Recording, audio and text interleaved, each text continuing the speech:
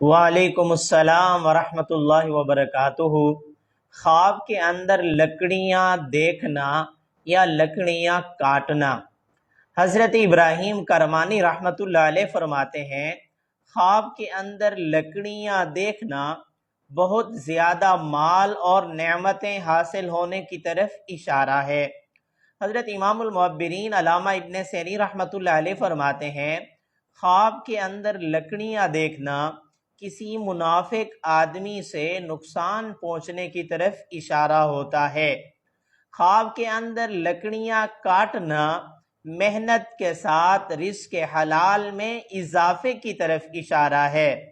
بعض معبرین کہتے ہیں کہ لکڑیاں کاٹنا اچھا نہیں ہوتا، اس کا مطلب ہوتا ہے کہ رشتہ داروں کے اندر کچھ آپس میں جھگڑا یا فساد ہے۔ اس آدمی کو چاہیے جس نے خواب دیکھا ہے کہ آپس کے جھگڑے اور فساد کو ختم کرنے کی کوشش کرے، دو فریقوں کے درمیان آپس میں صلح کروانے کی کوشش کرے۔ باقی لکڑیاں کاٹنا، اس کے ایک تعبیر مال حلال ملنے کی طرف بھی اشارہ ہے، کیونکہ نبی علیہ السلام نے ایک صحابی کو کلہاڑی دی تھی، فرمایا تھا کہ جاؤ لکڑیاں کاٹو اور فروخت کرو۔ وہ صحابی گئے تھے اور لکڑیاں کاٹتے تھے، ان کو فروخت کرتے تھے۔